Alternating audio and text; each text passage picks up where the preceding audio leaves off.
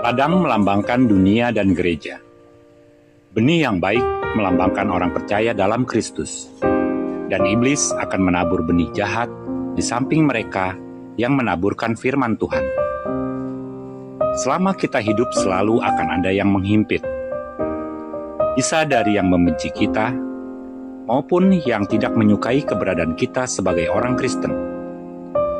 Bisa juga dihimpit oleh berbagai kesusahan, mulai dari masalah keluarga, anak, ekonomi, pekerjaan, dan sebagainya.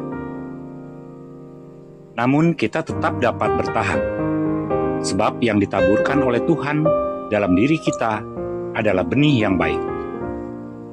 Iblis akan menaburkan benih kejahatan dalam kegelapan, dan gereja pun tidak dapat mencegah masuknya orang-orang yang mengaku Kristen, namun tidak sungguh-sungguh percaya Yesus. Pekerjaan pengikut iblis di dalam gereja-gereja adalah melemahkan kekuasaan firman Tuhan, serta menunjukkan ketidakbenaran dan ajaran yang palsu.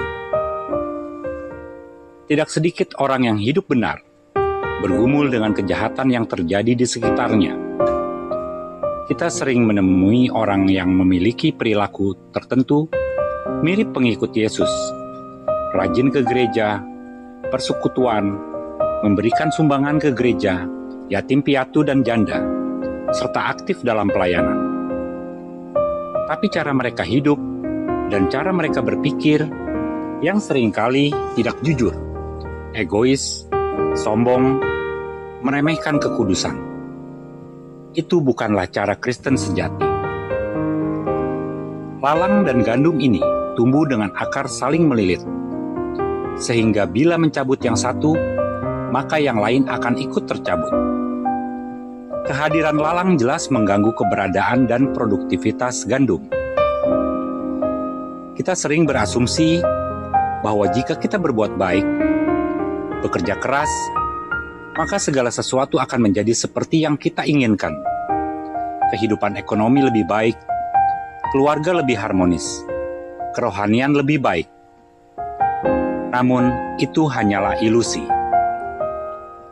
Jika ilusi kita hancur, mimpi kita kandas. Kita akan mencari penjelasan, bahkan mencari orang yang bisa kita salahkan dan menghukumnya. Pertumbuhan lebih penting daripada penyingkiran. Sifat lalang yang mengecoh dan menyesatkan karena bentuknya yang mirip antara Kristen sejati dan yang mengaku Kristen. Orang mudah terkecoh antara gandum atau lalang karena memandangnya hanya dari fisik. Mereka yang terlihat rohani ternyata memfitnah, punya maksud jahat, menikam dari belakang, dan lain sebagainya. Etika dan penampilan bisa dimanipulasi. Bagaimana sikap kita untuk tetap bisa bertumbuh? Injil menantang kita untuk menjadi serupa Yesus. Jadi, ampunilah mereka, kasihilah mereka. Mungkin dengan cara inilah, gandum mulai menguraikan akar dari lalang dan menunjukkan bahwa dirinya adalah gandum dan bukan lalang. Kita bukan orang yang tepat untuk membuat penilaian dan menyingkirkan orang lain. Manusia menilai terbatas pada apa yang nampak. Hanya Tuhan Yesus yang bisa melihat jauh ke dalam hati manusia dan membedakannya. Jangan pernah menghakimi siapa yang gandum dan siapa yang lalang. Tidak ada satupun yang punya kapasitas untuk itu selain Yesus. Tugas kita hanyalah mengasihi, mengampuni, dan mendoakan. Selebihnya adalah bagian Tuhan yang mampu secara sempurna membedakannya, memisahkannya, dan mengumpulkan atau membuangnya.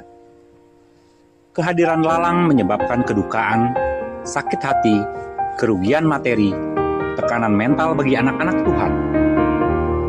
Tuhan punya maksud melalui kebersamaan lalang dan gandum, yaitu untuk menghasilkan gandum yang berkualitas baik. Ciri khas lalang adalah perusak dan penghambat pertumbuhan. Pemikiran manusia berbeda dengan pemikiran Tuhan. Manusia cenderung berpikir untuk menyingkirkan semua yang bisa merusak. Namun tidak bagi Tuhan. Kebaikan dan kejahatan akan terus hidup berdampingan hingga waktunya tiba. Yesus sendiri memberikan kepastian adanya penghakiman di akhir zaman nanti.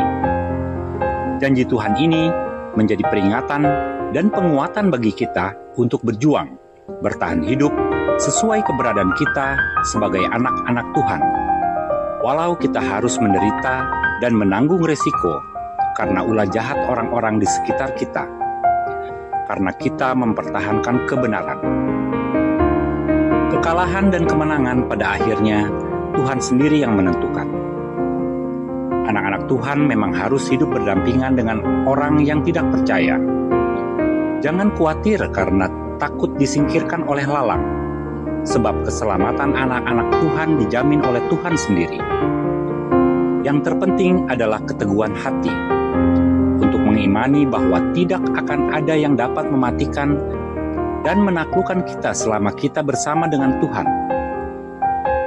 Biarlah kita tetap tentram damai, dengan tenang menjalani kehidupan ini, walaupun penuh dengan tantangan, sebab kita bersama dengan Tuhan sebagai pemilik ladang yang memastikan waktu panen pasti akan tiba. Tuhan Yesus memberkati.